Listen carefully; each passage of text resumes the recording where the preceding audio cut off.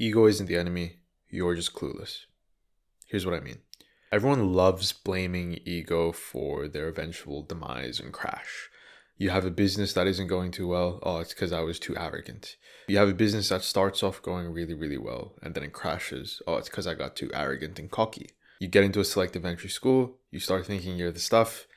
You don't revise for your first exam because you think you already know it. You were at the top rank in your old school, get into that test, almost fail it. Blame it on ego.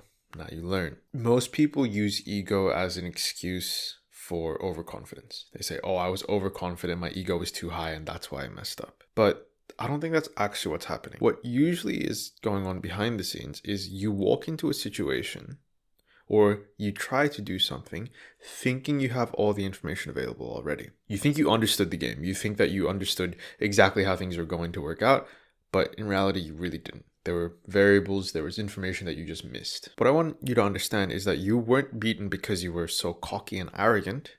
Rather, you were beaten because you just didn't have enough information. You didn't know what was being tested. You didn't know what the next issue was going to be. Ego isn't the enemy. Your lack of information is. Ego isn't the enemy. You're just clueless. Now, if I was to relate this to John Monash, I would say, think about a student that goes into the JMSS exam, they smash out the exam itself, and they walk into the interview thinking that they knew what was going on.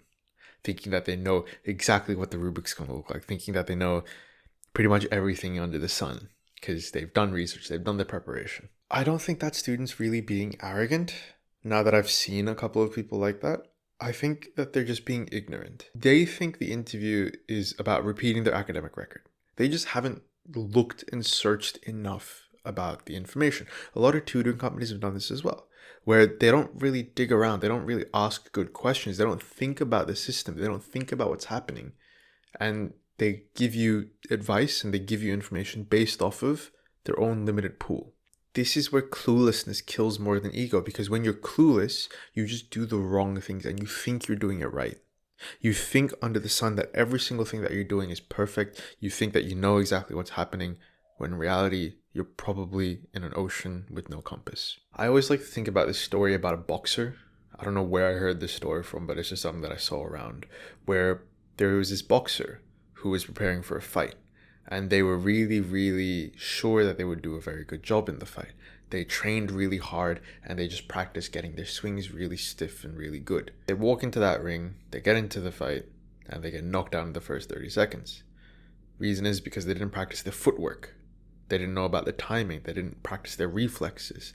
They didn't practice reading what the opponent's tells are going to be. They get dropped in the first 30 seconds, not because they were arrogant or overconfident, but because they just didn't know enough. They were uninformed. So I want you to understand that it's okay to have ego as long as it doesn't consume you.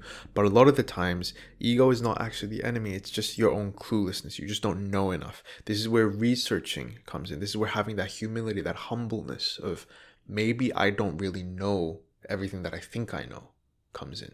And I'm not saying be very cocky and arrogant in everything that you do just because you know everything, but understand that you don't know everything. Even I don't know everything about the JMSS process. Even I don't know everything about how they're going to assess things. This year, there was a topic in the science exam that I didn't prepare my students for.